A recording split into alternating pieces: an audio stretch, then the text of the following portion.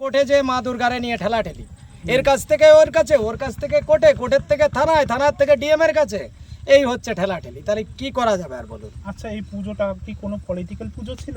না না পার্টিগত? না না না, পুজোটা কি পুরো সম্পূর্ণ গ্রামের? হ্যাঁ, সব গ্রামের, একদম দিন খাটে দিন আনা লোক, সব মাঠে কাটা লোক। এখানে কোনো স্পন্সরশিপ পেয়েছিল কি? না, এখনো কোনো কিছু নাই। না না না, এখন তাই এই যে 6 মাস ধরে যে এই যে জমিগুলো এখানকার কামালপুর গ্রামবাসী চাষিরা যে ছেড়ে দিয়েছে, তাদের তো এই যে যদি না ছেড়ে দিত, আগের থেকে যদি বলে দিত এই পুজোটা মানে হবে না, বা পুজোটা আগে থেকে যদি বন্ধ করে দিত, তাহলে তো তারা চাষিরা এখানে ফসল ফলিয়ে বেশ কিছু অর্থ উপার্জন করতে পারতো। কি বলবেন আপনি? 1 কুড়ি ফুলের দাম 500 টাকা, 400 টাকা, মিনিমাম 300 টাকা, এর নিচে নেই। 1 কুড়ি ফুলের দাম আমাদের, আমরা যেটুকু বুঝি, সেইখানে এতগুলো জমি পড়ে আছে। 10 কাঠা জমিতে যদি ফুল হয়, এখন যে ধরন আছে যে একটা কয়েকটা জমিতে, তাতে নাই না করে 15-20 করে ফুল হবে 10 কাঠায়। তাহলে এরকম এত বিঘে কত টাকার ফুল থাকতে পারে বলেন? এখন তো ফুলের দাম তো প্রচুর, 400, 350, 400 টাকা আছে মিনিমাম, আরো বাড়বে আর কি। হ্যাঁ, তাহলে সব জমিগুলো ফেলে রেখেছে। কিসের জন্য রেখেছিল? কিসের জন্য রেখেছিল? অবশ্যই পুজোটার জন্য রেখেছিল, কিন্তু সেটাকে সব জলাঞ্জলি, সবকিছু মাটি একদম নিঃস্ব হয়ে গেছে। নিঃস্ব মানে নিঃস্ব। কারোর মুখের দিকে তাকায় দেখেন, সে হনুমান হয়ে যে গেছিল না, সেরকম যা তুই লঙ্কায় যে মুখ পুড়ে গেল, ওই জল খাতি যে দেখে কি যে আমার মুখ পুড়ে গেছে, কয় প্রভু আমি আর দেশে ফিরবো না। তখন বলে কি, হনুমান তুই দেশে যে দেখ সবার মুখ পুড়ে গেছে। তা আপনি এই অল পশ্চিমবাংলা যে দেখেন সবার মুখ পুড়া আছে এই দুর্গা নিয়ে।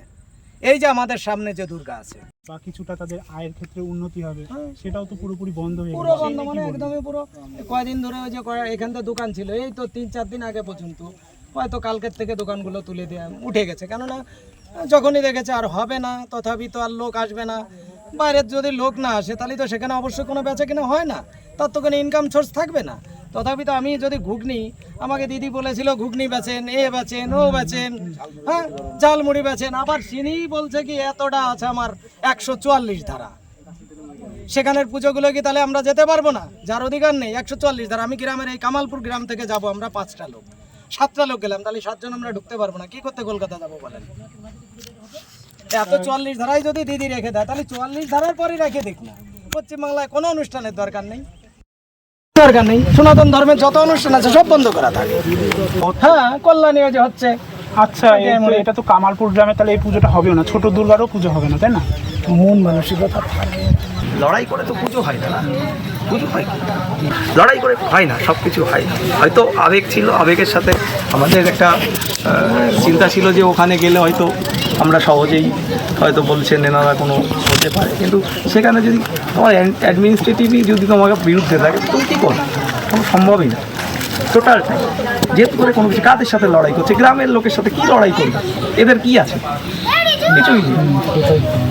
তো ফালতু এদের ওপর বিভিন্ন রকম আইন চাপিয়ে তোলা, আইন নির্দেশিক গ্রামবাসী তো আমাদের প্রস্তাবনা দেওয়ার কথা ছিল, আমরা প্রস্তাব দিয়েছি, সে প্রস্তাবনা আছে, তোমরা পাইলে নিয়ে দিও। তারপরে যে রিপোর্টটা দিয়েছে সেটাও দেখে দিই। তো ওটা এগুলো হয় না, একটা সিস্টেমের মধ্যে থেকে তুমি কী করবে? সম্ভব না, তোমাকে এই সব কাজগুলো করা সম্ভব না। তুমি একটা গ্রামের মানে একটা আবেগই চোখে পড়লো না টোটাল প্রশাসন। একটা পুজোই তো হচ্ছিল বোধহয় সবথেকে বড়, যেটা গ্রাম করতে শহর ফেইলর হয়েছে। তো যেসব প্রিয় পার্কে ফেইলর হয়েছে, গ্রাম হয়ে যাবে 40 বিঘা জায়গা দিয়েছে, যেসব প্রিয় পার্ক আর গ্রামে।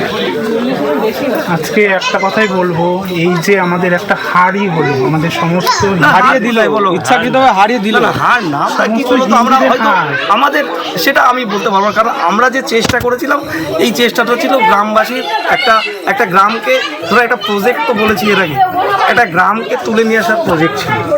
দেখো, যে প্রশাসনে যারা আছে তারাও হয়তো কোনোদিন গ্রামেই ছিল, গ্রামকে এইভাবে নেগলেন্সই করাটা উচিত নয় তাদের ওপর। কারণ গ্রামের লোক যদি সব কিছু চাওয়া শুরু করে, আপনারা কেউ দিতে পারবেন। এখানে কোনো পলিটিক্স নেই, টোটালি উইদাউট পলিটিক্স। এখানে যে যদি কোনো জনপ্রতিনিধি এসে তার তাগিদে এসছে, কিন্তু আমরা এখানে টোটালি এই লোক। এখানে গণেশের সাজটা তৈরি হচ্ছিল, ফাইবার কাস্টিংয়ের কাজটাও হয়নি শেষমেশে। এলাকার সমস্ত ফুল চাষি ভাইদের উদ্দেশ্যে বলছি যে গতকাল পূর্ণনগর ফুলবাজার উনি পুজোর জন্য